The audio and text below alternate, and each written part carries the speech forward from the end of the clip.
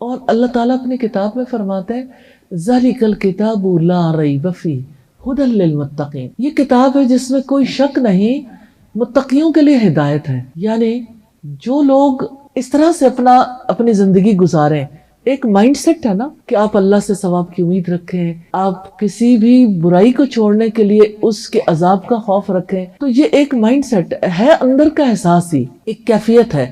تو جب کوئی اس کیفیت کے ساتھ زندگی بسر کرتا ہے تو اس کے اندر سچائی آتی ہے، وہ امانت دار ہو جاتا ہے، وہ وعدے پورے کرنے لگتا ہے، اسے حیا کے تقاضوں کا خیال رکھتا ہے، وہ عدل کرنے والا ہو جاتا ہے، اور جتنی نیکیاں ہیں نا، نیکیاں پاپ اپ ہوتی ہیں، نیکیاں کرنے کو اسے موقع ملتا ہے، نیکی کرنے کو جی چاہتا ہے اور برائی سے رکنے کو جی چاہتا ہے۔ تو اس لحاظ سے دیکھیں کہ اللہ سبحانہ تعالیٰ نے کتنی بڑی بات کہی ہے کہ یہ کتاب ہے، اس میں کوئی ڈاؤٹ نہیں، کوئی شک نہیں، یہ متقیوں کے لیے ہدایت ہے۔ یعنی اگر یہ مائنڈ سیٹ نہ ہو تو کسی کو اس سے کوئی فائدہ نہیں ہوگا، اس کی ہدایت سے کوئی نفع نہیں اٹھا سکتا۔ تو یہ جو ہم کہتے ہیں نا ہدایت، جب بولتے ہیں تو ہر ایک کے ذہن میں ہے کہ اللہ کسی کو ہدایت نہیں دیتا، اللہ مجھے ہدایت نہیں دیتا، یا اللہ مجھے ہدایت دے دے، اللہ ہدایت دے گا تو میں یہ کر لوں گی۔ تو ہدایت کو سمجھنا کتنا ضروری ہے۔ ہدایت کا مطلب ہے نفعمند علم اور عمل صالح کی توفیق۔ نفعمند علم سے مراد اللہ سبحانہ تعالیٰ کی وحی ہے،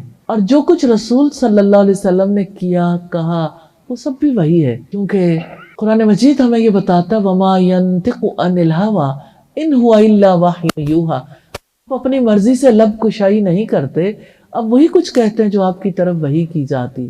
تو یہ جو نفعمند علم ہے نا، ہر ایک کو نصیب نہیں ہو سکتا، حالانکہ اللہ تعالیٰ نے اوپن رکھا، ہر ایک کے لیے اسباب بھی پیدا کیے۔ تو نفعمند علم قرآن مجید کا ہے، حدیث رسول کا ہے، اور عمل صالح کی توفیق۔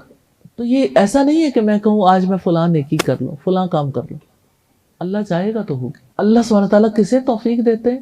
جو ارادہ کرتا ہے، جس کے لیے اللہ تعالیٰ مناسب سمجھتے ہیں۔ تو یہ کتاب جو ہے نا متقیوں کے لیے ہدایت بنتی۔ تو یہاں سے ہمیں یہ پتہ چلتا ہے قرآن مجید کے نزول کے مہینے میں ہم اسے دیکھ رہے ہیں کہ قرآن مجید ایک متقی کو فائدہ دیتا ہے، وہ اس کی گائیڈ لائن سے فائدہ اٹھاتا ہے۔ پڑھنے والے، تلاوت کرنے والے بہت ہو سکتے ہیں، قرآن کا فہم رکھنے والے، قرآن پر ریسرچز کرنے والے بھی بہت ہو سکتے ہیں،